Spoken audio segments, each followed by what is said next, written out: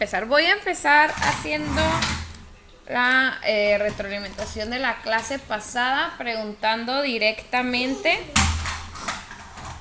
Voy a comenzar con Estefanía. Estefanía, ¿cómo definirías tú o qué es la afinidad electrónica?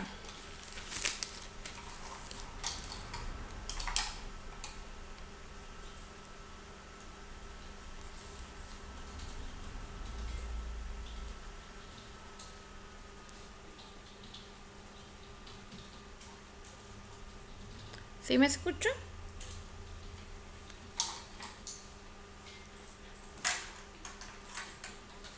Sí, maestra. Si ella no contesta, yo le puedo contestar. Ok, sí, nada más déjame. Me acordé que como estaba poniendo la presentación, me voy a poner aquí en la vista de la plática. Y bueno, vamos a. Ok, Estefanía, ¿contestas o paso a la participación? No, sí contestó. Ah, ok. Ah, es una medida de variación de la energía, pero pues esto es lo que recuerdo que mencionó. Ok, una medida de variación de energía. Ok. Cuando se le añade un electrón a un átomo. Ok. Cuando se le tenía un electrón a un átomo. Ok. A ver, Dayana, ¿podrías completarlo ahí la idea?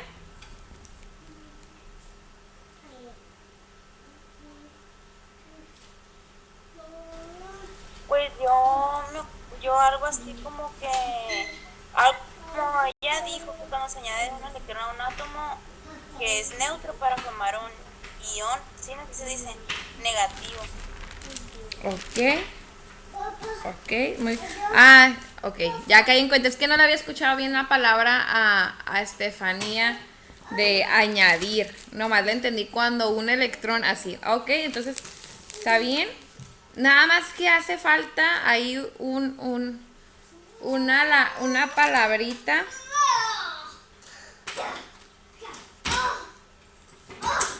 que va con esta afinidad. A ver. O sea, sí estamos diciendo cuando se le une un electrón a un átomo. Por ahí quería hablar Iván. Yo, sí, es cuando el átomo está en fase gaseosa, ¿no? Ok, sí, añadimos ya ahí lo de la fase gaseosa. Me hace falta nada más un detallito ahí. Porque supongamos, estamos hablando, se le añade un electrón a un átomo en fase gaseosa, pero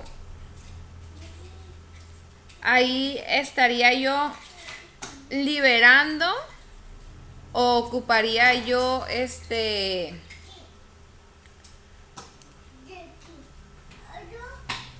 o absorber. Está suministrando energía, ¿no? Así es, Emanuel. Esa era la palabrita que faltaba.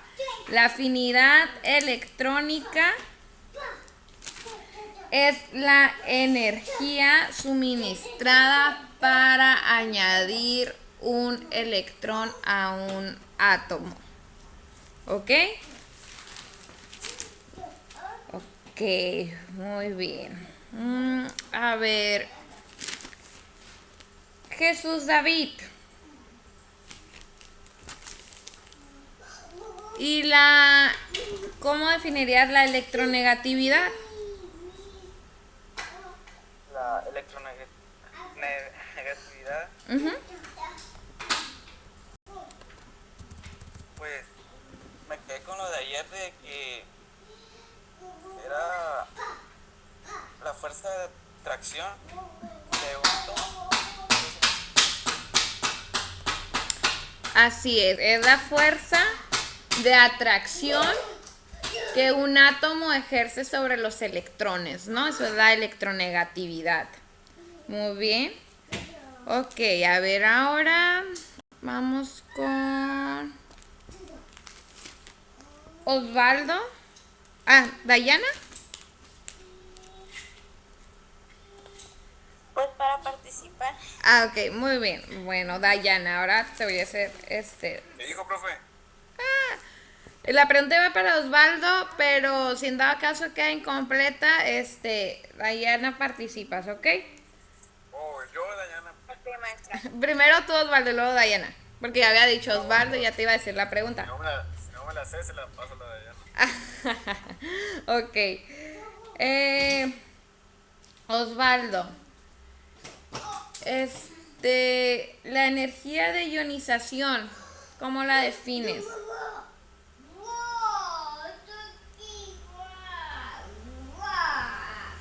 ¿Cómo, profe? La energía de ionización.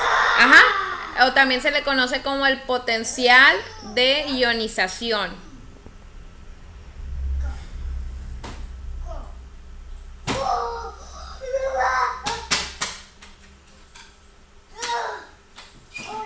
Tú nomás dime si me la pasas. Pues, ¿sabes qué te la va a pasar? Es energía que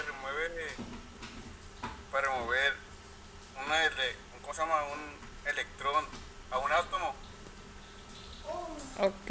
Sí, de forma gaseosa. ajá. Es la energía que se requiere para remover. De forma gaseosa. Así es. De forma gaseosa, digo. Un electrón de un átomo en forma gaseosa. Ok.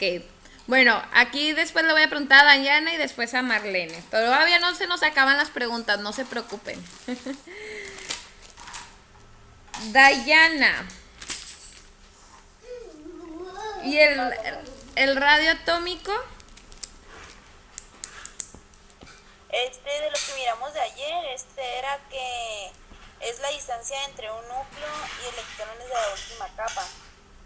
Así es la distancia entre el núcleo y los electrones de la última capa. Claro, por ahí me mencionaban ayer que hay radios iónicos, o sea, también cuando los átomos forman compuestos, pues también hay un radio, ¿no?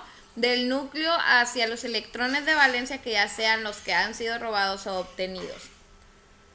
Ok, Marlene, y hablando de enlaces, vamos a irnos un poquito para atrás para no quedarnos un poco oxidados con lo que miramos ya anteriormente.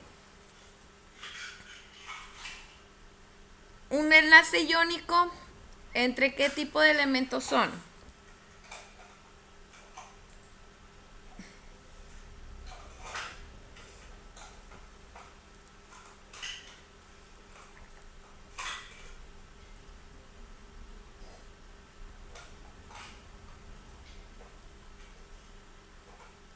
¿Cómo así, maestra?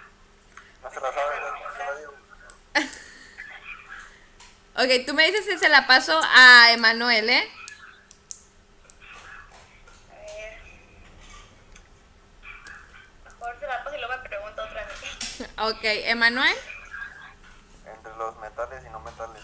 Así es, los enlaces iónicos son entre los metales y los no metales. Y Jordi, en este enlace, ¿qué pasa con los electrones?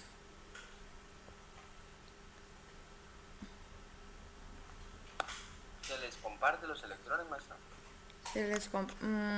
A ver, Jessica, ¿opinas lo mismo que Jordi?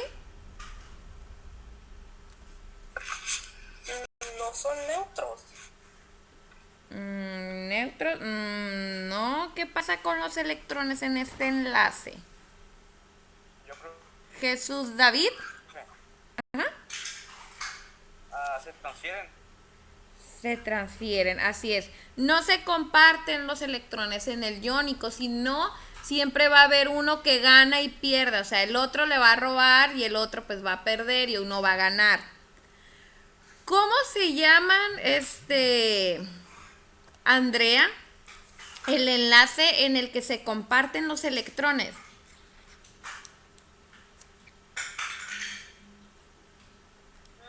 No estoy segura si es el covalente. Ujú, así es el covalente. En el enlace covalente, tenemos este compartimiento de electrones, o sea, nos ayudamos mutuamente Ganamos y ganamos. Ok. Ruth, ¿entre qué tipo de elementos se da este enlace covalente?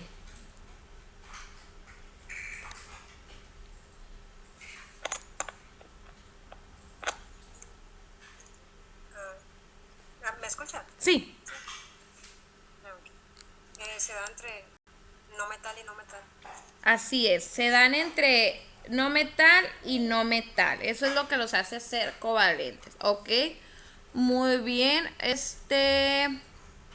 a ver, ya por último, para empezar. Iván,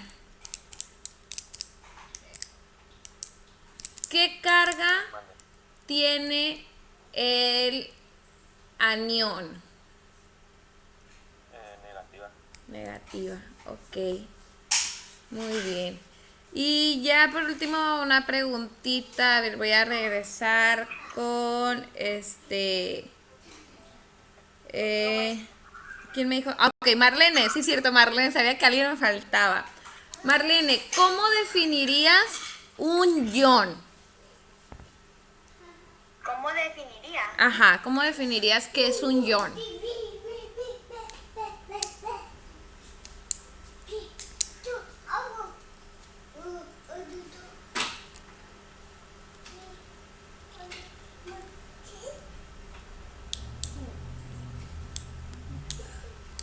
Pues como una partícula que está cargada o que está constituida por un átomo o algo así. Ok, ok. El átomo es el elemento, ¿no? O sea, el átomo es el que va a estar cargado y está bien. Vas específicamente cargado por qué. ¿Qué hay con estas cargas en el ion? Por ahí va la idea. No es, bueno, a ver. Es el que pierde o gana electrones o algo así. Ajá. Es un átomo que ha perdido o ha ganado electrones. Entonces, por lo tanto, si ha perdido electrones, pues su carga neta es positiva y es lo que conocemos como el catión. Y cuando ha ganado electrones, su carga neta es negativa, o sea, predomina la negativa porque ha ganado más electrones y los electrones tienen carga negativa, entonces se le denomina, así como dijo su compañero, anión. Pero el ion es el decir como que, bueno, es un átomo que puede tener o carga positiva neta o carga negativa neta, y ya es donde ahí se viene la clasificación, o se les denomina el catión y el anión. Ok, esto era para recordar porque pues nos hemos empolvado. ¿Cómo se le llama cuando han ganado? Cuando han ganado se le llama catión. Ah, no, perdón, cuando han ganado electrones, ¿verdad? Perdón. Anión, porque predomina la energía negativa. O sea, yo estoy ganando electrones, que esos electrones pues tienen carga negativa. Entonces, por lo tanto, predomina la carga negativa. Y cuando yo pierdo, cuando el átomo pierde electrones, recuerden que tenemos la misma cantidad de electrones y protones en un átomo neutro. Pero supongamos que se combina con otro y el otro elemento gandayón, o sea, el otro átomo del otro elemento gandayón, que tiene una mayor electronegatividad, pues le va a quitar un electrón, entonces va a tener una carga negativa menos. Por lo tanto, va a haber más carga positiva. Y es cuando le denominamos el catión, ¿sí? Ok. Muy bien. Bueno, vamos a entrar. Ayer dejé una tarea ahí sobre las características de los grupos o familias de la tabla periódica. Bueno, también les iba a preguntar de la tabla periódica. Los grupos y familias. Pero en sí, muchachos, la tabla periódica para eso está, para consultarse, ¿no? No es como que se tengan que aprender todos los elementos, que se tengan que aprender todos los números atómicos. Simplemente de la tabla periódica deben saber manejarla. qué están buscando, por ejemplo, qué dato están buscando y para qué se utilizan, ¿no? O sea, por ejemplo, no sé, que estén haciendo, bueno, ya en la tercera unidad será balanceo de ecuaciones por el método de redox, que es un método que se utiliza en los estados de oxidación. Entonces, la tabla periódica es para consultarla, es para saberla utilizar, no para aprenderse, ¿ok? Yo me acuerdo que en la secundaria había una maestra, es que estuve en 2 secundarias, estuve en la 22 y en la 30, pero terminé mi nivel secundaria en la 30, me gradué ahí. Y en la 22 había una maestra que te hacía que te aprendieras la tabla periódica. Y así como que, bueno, no le veo muy el caso de quererte aprender la tabla periódica porque pues si no la sabes manejar, o sea, ¿de qué me sirve saber todos los elementos que están si no sé a qué se refiere el número atómico o qué significa el número de que me da el valor de la electronegatividad o la energía de ionización? Entonces es más que nada conocerla y saberla manejar antes que aprenderla y macheteártela. ¿Ok? Bueno, vamos a empezar con la descripción. A ver, cuéntenme qué leyeron de los grupos o las familias de la tabla periódica. Yo la verdad, maestra, no hiciste bien, porque yo puse lo que encontré y entendí, pero no sé si esté bien. Me salieron 18 familias, 18 grupos. Ok, sí, de hecho, sí, te escucho. Sí se escucha. Te salieron 18 familias, 18 grupos. Esos son correctos. Porque recuerden, tenemos las columnas, que son estas, las que son, aquí, mira, aquí tienen 18. Aunque te pudiste haber encontrado, bueno, ahorita lo vamos a comentar. Ok, entonces son 18 grupos o 18 familias. ¿Qué más?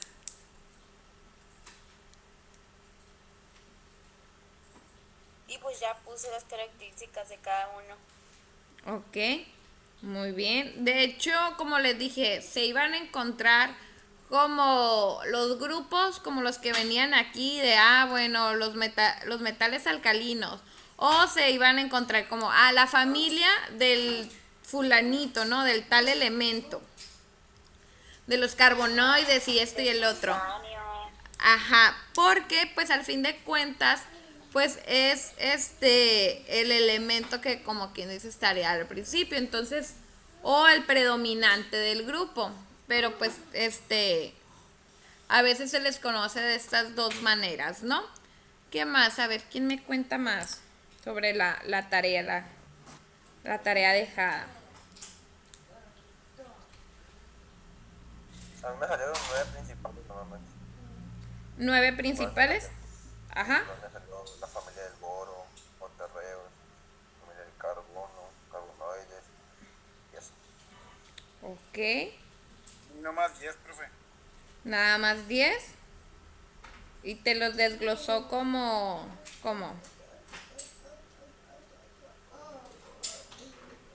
Lo que venía ahí así. los que vienen en la tarea. Ándale. No, vi 9, profe.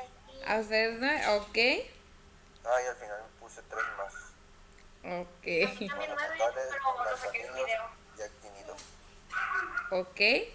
Muy bien. Profe, y los que dicen que elementos desconocidos, esos que yo lo intenté buscar, pero no. Los elementos desconocidos, básicamente, unos son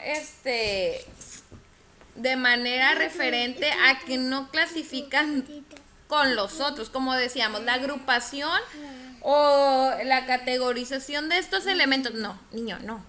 De estos elementos es básicamente a las características comunes que comparten. Entonces, en estos elementos desconocidos, no, ¿qué hago? Hace para allá. En esos elementos desconocidos, pues no comparten al menos estas características para pertenecer, no, Tiago, a estos grupos. No, Mamá está ocupada. Ándale, ponte a ver la tele. Entonces, no hay ningún problema. Ahorita a lo que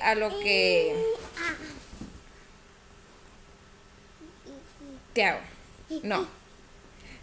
A los grupos pertenecientes se hallaron tantos. Te hago ya, papito. Sí. Y bueno. Salieron como el 1A, el 2A, 3A. Ajá, sí. De hecho, los iban a encontrar como grupo 1. Grupo 1A. Porque miren, déjenme poner mi super plumón. Ay, se me hace que no lo voy a poder poner. Bueno, de constituyentes son las 18 familias, pero hagan de cuenta que le ponen como grupo 1A en romano, grupo 2A en romano, y este bloque pertenece, el que dice de los metales de transición, pertenecen al grupo B, o sea, los grupos denominados B o familias, ¿no? Y acá en el 13 comienza de nuevo los grupos A. Por ejemplo, el 3A, 4A, siéntate, 5A. Ya. Profe, estaba proyectando. ¿Sí? ¿No se está viendo? Yo no veo Se nada. mira la pura Bueno. pantalla, profe. La pantalla nada más. ¿En serio? Ok, déjenme volver a poner a proyectar. Yo creo que como estaba en la... Ah, ok. Déjenme... A ver. Ok, ahorita ven lo de la conversación, ¿verdad?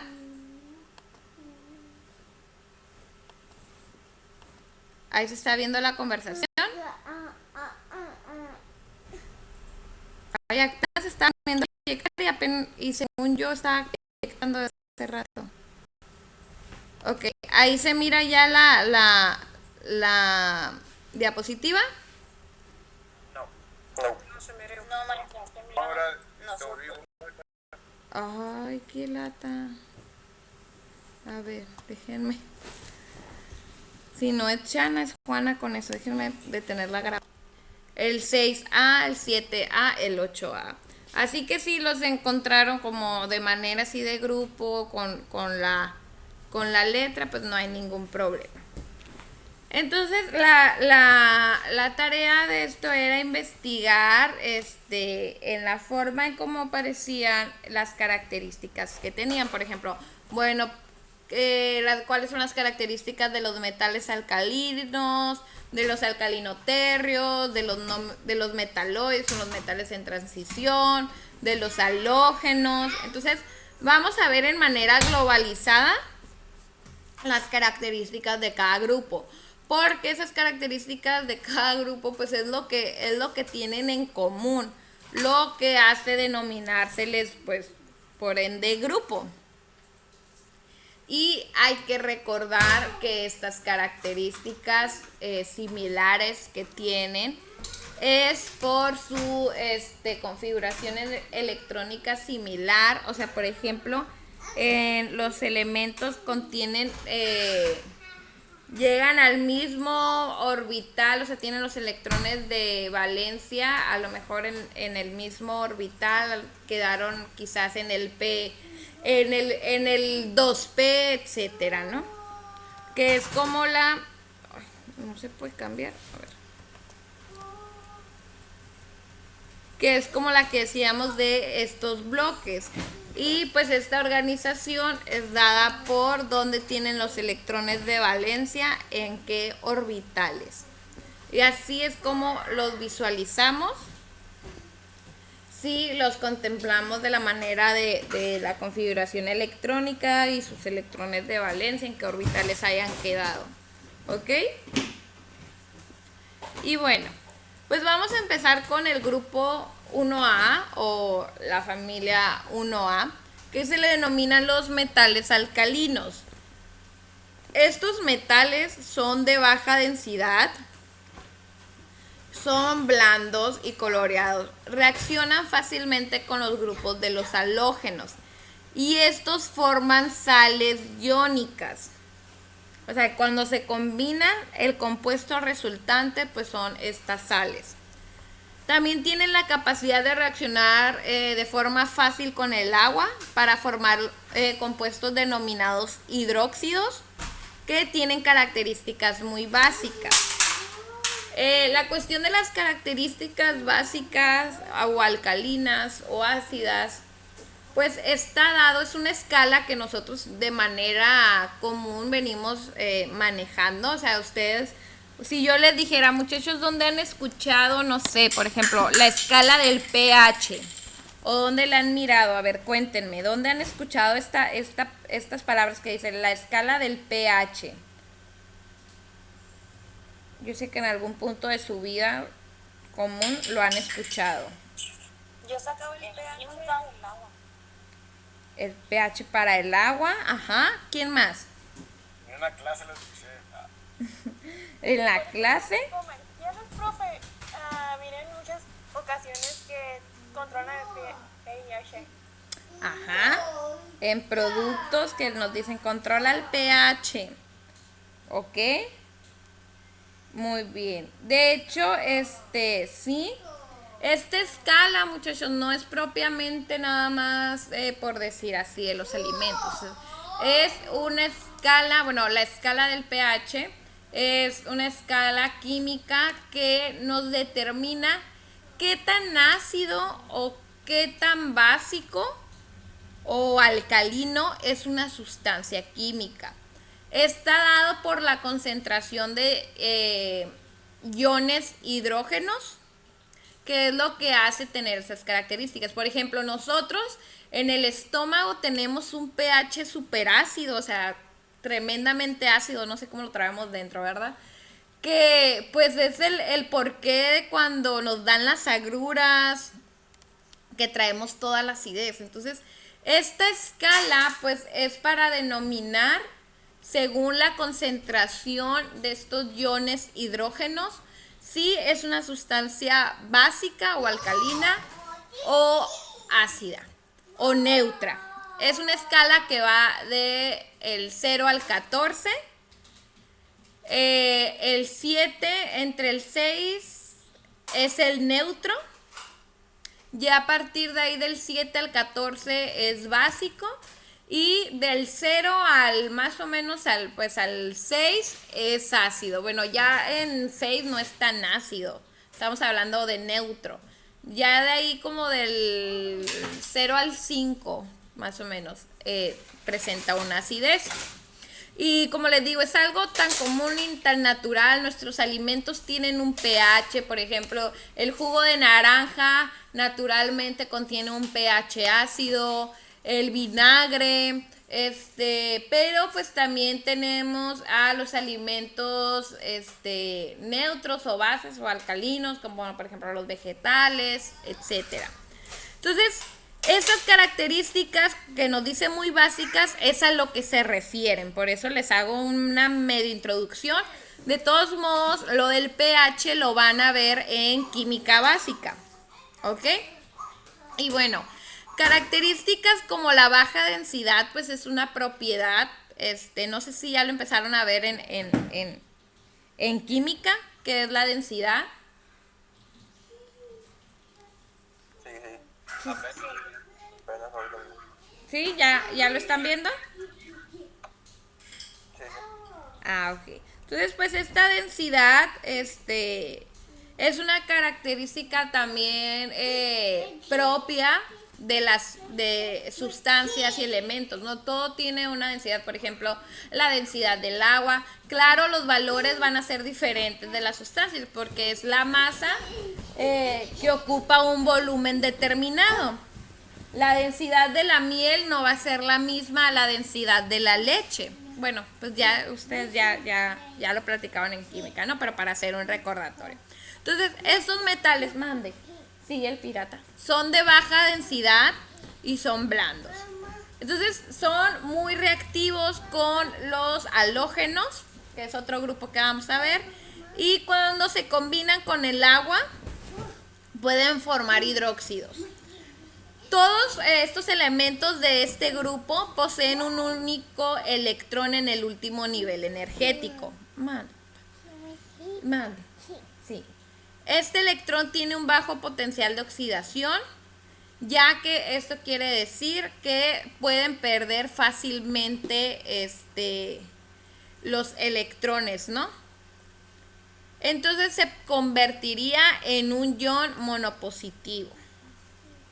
Las características de estos grupos son que son solubles en agua, reaccionan de forma rápida con el oxígeno, poseen capacidad ácido neutralizante, o sea que si yo lo combino con un ácido pues lo va a neutralizar. Por lo general son blancos y brillantes, son blandos, son dúctiles, son maleables y se pueden cortar en trozos sin muchas complicaciones. Son altamente reactivos y ligeros, son buenos conductores de electricidad y calor. Tienen elevada electronegatividad. Por eso les comentaba yo, es importante determinar y tener presente las propiedades periódicas de los elementos, porque pues así es como han sido agrupados, ¿no? Por ejemplo, aquí vemos esa propiedad de la electronegatividad y vemos que en este grupo tienen una elevada electronegatividad. Y bueno, los metales alcalinos encontramos al litio, al sodio, al potasio, al rubidio y al francio. Esta es una de las imágenes más o menos de cómo lucen estos elementos. Y bueno, el litio normalmente se utiliza para la fabricación de baterías de celulares y otros artefactos, así también como para lubricantes.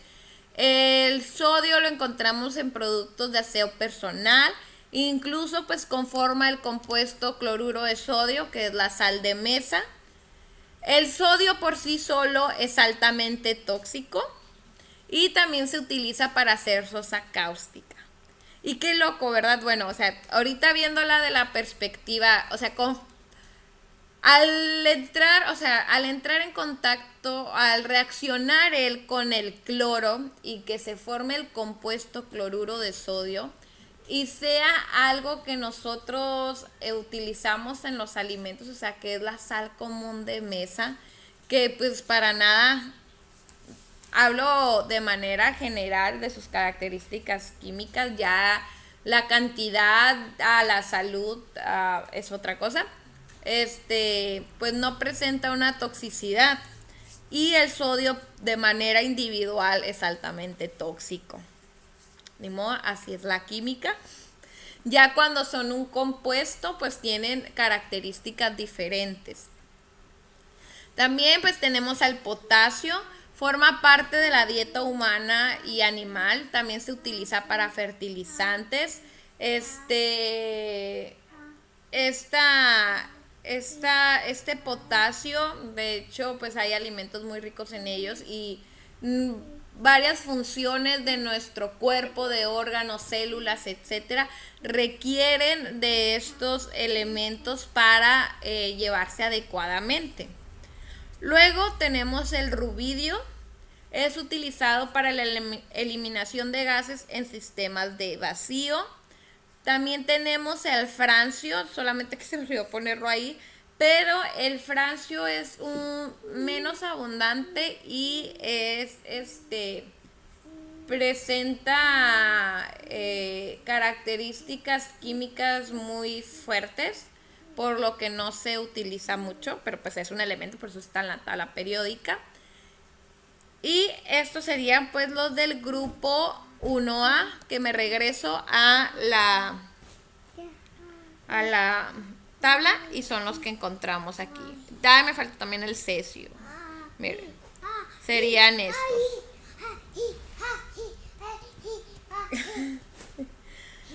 Luego tenemos al grupo 2A, los alcalinoterrios. Son metales también que tienen 2 electrones en su última capa. Y nos dice que por eso es más fácil que los cedan. Que reciban 6 electrones, ¿no? Para completar el octeto. Y sí es cierto, es como ¿qué me sale mejor a mí o qué es más probable que reciba 6 electrones o que ceda mis electrones para llegar a un bien común, ¿no? Y gracias a esto pues forman iones dipositivos. En este grupo pues tenemos al berilio, el magnesio, el calcio, el estroncio, el bario, el radio.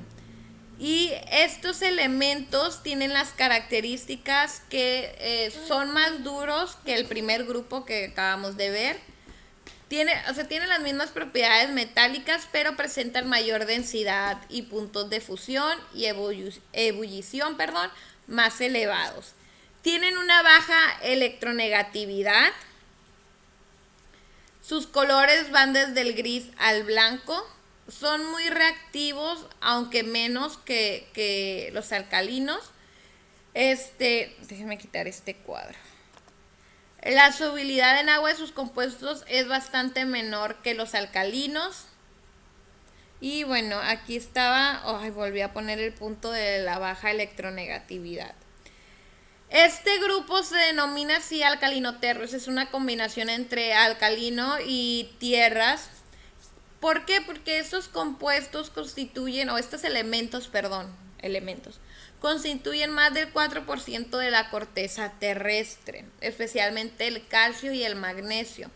Entonces, pues se les denominaba los elementos tierra y por sus características químicas, por su comportamiento químico, pues también son alcalinos y de ahí viene, ¿no?, el nombre, los alcalinoterrios. ¿Ok?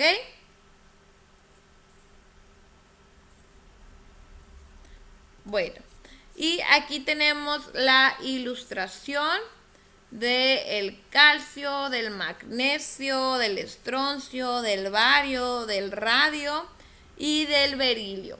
Y las aplicaciones que tenemos, por ejemplo, del magnesio se emplea en la fabricación de bombillas fotográficas, el calcio en la fabricación de yeso, el bario en la radiografía de las vías digestivas, el radio en tratamientos de radioterapia.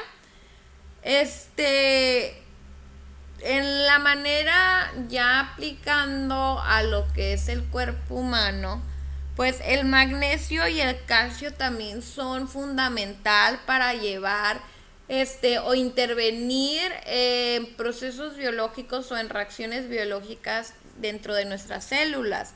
De hecho, pues sabemos, el calcio lo ocupamos para los huesos. Luego también el magnesio, fíjense, yo como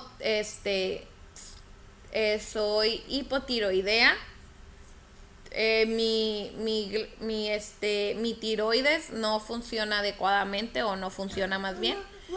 Y tomo el medicamento que la sustituye, pero también debo de tomar magnesio.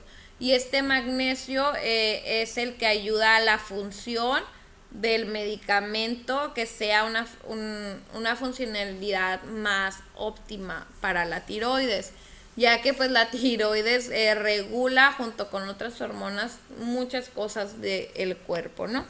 Entonces, a veces miramos como que los elementos químicos y muy alejados de nuestra vida diaria, decimos como que es un elemento químico, es tóxico, pero no, muchos conviven de manera habitual y natural, como pues el calcio y el magnesio, que los encontramos en los alimentos, mayormente en los vegetales, que son estos minerales, ¿no? Y el calcio, por ejemplo, díganme, ¿qué alimento es el mayor reconocido por su aporte de calcio? A ver. La leche. Las lentejas. La leche, por ahí las lentejas pues también. Las lentejas son más bien reconocidas por el aporte de hierro, igual que los frijoles. Pero sí, la leche y los derivados de la leche como los quesos, son un gran aporte de calcio, ¿no? Y bueno, entonces estos serían el grupo 2A, los alcalinoterrios. Luego tenemos a los metales de transición. Estos metales recordemos, son los que encontramos en la tabla, en estos bloques, los que son del grupo B. Todo este bloque que su configuración electrónica o sus electrones de valencia predominan en los orbitales D. Mande, ahí voy. Entonces, en los metales de transición son metales duros con puntos de fusión y ebullición más elevados que los anteriores. Y dice, esto es debido a la disminución del radio atómico, o sea, está más compacto el átomo. Son buenos conductores de calor y electricidad, son dúctiles y maleables, son sólidos a temperatura ambiente, excepto por el mercurio. El mercurio es líquido, por eso tenemos termómetros, bueno, los termómetros de antaño, los de vidrio, el mercurio. Porque, bueno, como lo dice, son buenos conductores de calor. Y pues, ¿qué medimos con el termómetro? La temperatura, y la temperatura pues es una escala, ¿no? Presenta una gran variedad en los estados de oxidación. Poseen propiedades diferentes. Y son conformados por todos estos grupos. Miren, el grupo 3B, grupo 4B, grupo 5B. Y ya los metales de transición comprenden desde el cuarto periodo hasta el séptimo. Aquí nos damos cuenta, este es el cuarto periodo, recuerden, son las filas horizontales y comprende del cuarto periodo hasta el séptimo periodo. Y bueno, estos metales de transición, pues como les digo, lo conforman bastante. Esta es una imagen de una tabla periódica del aspecto e incluso por las personas que se llaman así en estos elementos, que son estos radiactivos. Pero aquí podemos ver como por ejemplo el hierro, como luce, el cobre, la plata, ¿sí?